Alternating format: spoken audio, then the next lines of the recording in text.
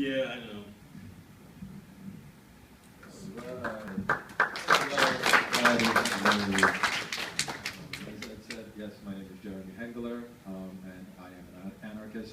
For those of you that may either be unfamiliar with or uninformed about the term, that does not mean that I want to burn everything to the ground.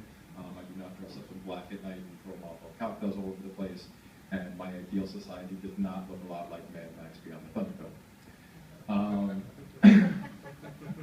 Basically, what it means is I do have an issue with the government. I've been a student of history for quite a long time, and I've realized that all governments kind of end up in the same place, and I think there's got to be a better way. I know Gigi had touted that there would be multiple experts here tonight. Unfortunately, I'm sorry to let you down. I'm not an expert on the situation. I did let her know this, but I think this was just a matter of getting another opinion out there. A little about myself. I live in Levittown. I'm a small business owner. I run a pet sitting company. I'm a father of two. And I've actually spent the last 19 years without any health insurance. And I was actually quite happy with that. You know, I got kicked off my parents' insurance when I was 18, back in the days when, you know, when you were 18, you were actually considered an adult, and not, as Jason pointed out earlier, that now you can be 26 and still be, you know, your parents taking care of you that way. And I bounced around a lot with work, and just never figured, you know, I was one of those young indestructible kids, never thought I would need anything, so I never bothered to buy it. And like I said, that kind of worked for me. I've always paid out of pocket whenever I've had to go to the hospital, whenever I've had to go to the doctor, dental work. I've always been very lucky. You know, I ask around enough, and you find some doctors that are willing to, you know, take some cash and then take some time to pay it off. Never been a problem. Now we have the ACA, and unfortunately, that's no longer an option for me unless I want to be taxed. And I really have an issue with that. I don't understand. I mean, I do understand as being a student of history, but I like to say I don't understand why so many people just accepted this because we were told it's the law and it's the law of the land, and those words ring so hollow with me these days, and I just don't understand why anybody puts up with it anymore, whether you consider yourself a Democrat or a Republican or an independent or an anarchist like myself. Why do we put up with this garbage anymore? That is why I'm here. I believe that's why Gigi asked me here. And that's, you know, that's what I'm here to say. I know enough about the law. Like I said, I'm not an expert like these two gentlemen. I mean, obviously, I came straight from work, so I'm not even as impeccably dressed as they are. But I did take some time to read probably about a quarter of the ACA, you know, which, again, that doesn't make me an expert, but I can safely say I think I read at least 24% more than most of the people in Congress. So what do we do? You know, we have these gentlemen here who are going to explain how we can navigate our way through this and find ways, you know, to make sure that we're covered and we don't get, you know, we don't get in trouble. Why? Are we really that afraid of our own government at this point? Yeah. Yes. Yes. Yes. You bet. Thank you. We should not be. Now, like I said, I've been at this for a while now. I've been studying history, and I've been studying these laws, and I study other countries' histories, and I study other laws in other countries and what goes on, and you see this slow progression, and you know, you have people like, as Jason pointed out, this is not socialized medicine. He was correct about this. It's not. You look across the world, you can see socialized medicine. You also see, if you get past the media propaganda, how bad it really is. It's not even a matter where you stand on this politically. Like, just common sense. Just take a look. And this is where we're heading.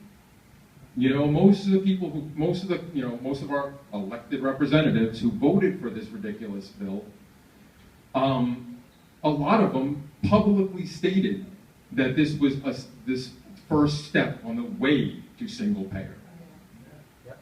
Now, whether they were just campaigning for their own, their own constituents who like that sort of thing or not, I don't care, because you want to see a single payer system? Look at the VA. Look at what a nightmare that is right now. And that's where we're headed if we don't stop this, because I've heard people say before, oh, we'll just get some, we'll get some better people in there and they'll repeal it. How many people in this room actually think that's going to happen? Any of you? No. This is Medicare and Medicaid all over again. Back when the 60s, when Medicaid and Medicare was passed, there was a lot of opposition. There was a lot of people that didn't want this to happen. But it got rammed through anyway.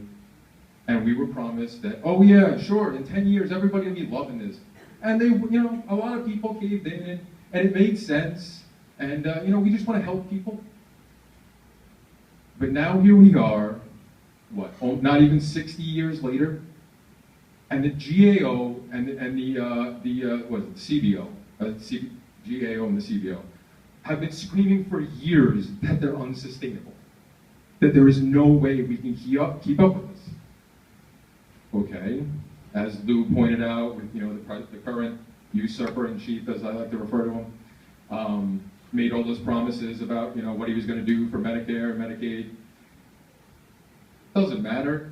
Even if he had done what he promised to do, they were warning us it was unsustainable before that. And now we have the ACA where they're trying to add more. They're expanding Medicaid and Medicare in the states across the country. I almost can't believe that this is not completely planned. Because it's set up for failure. Yes. Anybody with half a brain can see that. But because we've all been so beaten down for so long, nobody knows what to do. Now, I, for one, I may or may not, NSA, in case you're saying that, I may or may not be filing my taxes this year. Because if I don't file, they can't find me.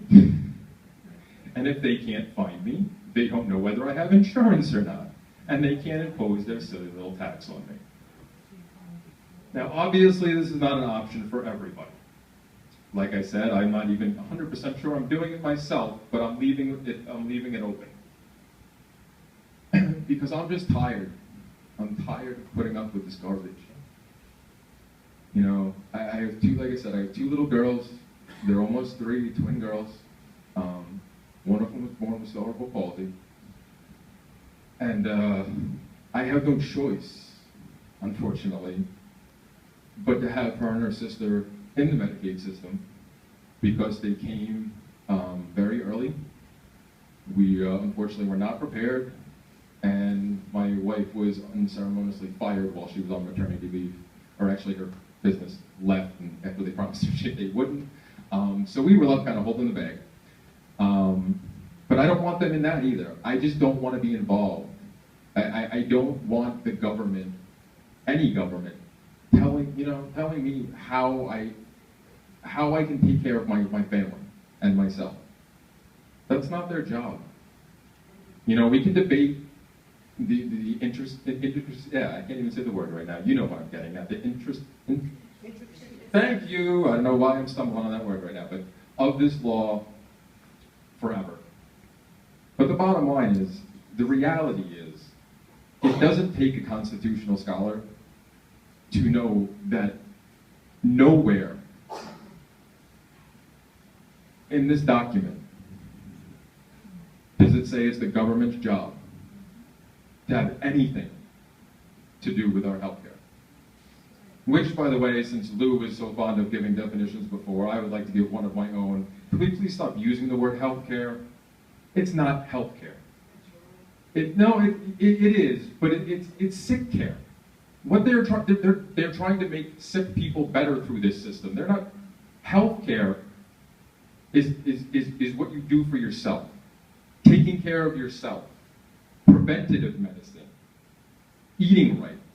Stop eating the garbage, the processed foods and all that stuff, and it's amazing. Woohoo! Thank you, Gigi. I myself, I went paleo after Christmas, and I feel better than I had. It's a healthy living diet where I don't eat any processed food, and I cut out all the grains and all the stuff that, whether you care or not about GMOs or whether you think what you think about GMOs. There's a lot of research out there. I tried it out for myself. I feel so much better. And I don't see a doctor regularly. I never have because I've always tried to be relatively healthy. That's healthcare. So let's, part of the problem we have in this country is the language. Our language has been so bastardized over the decades, that words take on different meanings for people.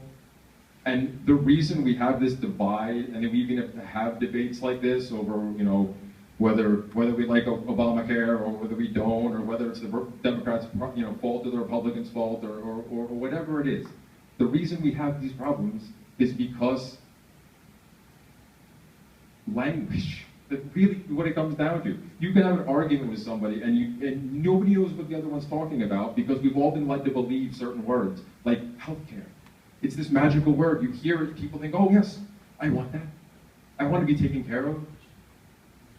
Just stop. We got to get down to common sense. We really do. That's the only way we're going to fix this. And it's not, for me, like I said, I would like to see the government go away altogether. I don't expect that to happen in my lifetime, unfortunately, but it's a lofty goal. And I aspire to it. And I think the rest of us should, but no matter what, we have to take our lives back and just stop letting them tell us let them tell us what to do. Just stop. Stop being afraid. There are options out there. There's one of the few exemptions that were given, one of the original exemptions, that's not one of the 1,001 ones that may or may not have come after the fact, was for healthcare sharing ministries, where you can form a group. Usually it's religious, it's a religious exemption, but it also does say ethical. It doesn't have to be religious, you just have to share ethical principles together. And you can all get together and you can share each other's medical expenses. And you work out plans where you pay a monthly fee, and then when big stuff comes along, everybody pulls together and you help each other out. That is anarchism in action. That is voluntary. You don't think so? No. Well, that's the definition of it. It's a voluntary interaction. It's people working together and not needing outside help, not asking for outside help. I don't see anything wrong with that. But that doesn't get talked about a lot because they want to force people into this plan. And like I said, if you need it, if you want it, fine. But don't tell me I have to do it or get penalized for it if I choose not to. That's all I care about. If the rest of the country, even if every other member of this country decided they wanted to be in a single-payer system, that is spectacular for you. Just don't enforce it on me. I may not be fond of what has become of this country anymore, but I do stick to some of the founding principles, and I do believe that the whole idea of why this country was supposed to be created was to protect the individual and protect the minority. So it doesn't matter if people vote for this guy or that guy. If you're getting your rights infringed on in some way or shape or form, you are the minority and you deserve protection. And if the government's not going to give it to you, we need to find another way. That's about all I have to say on the matter for right now. Let's get it on.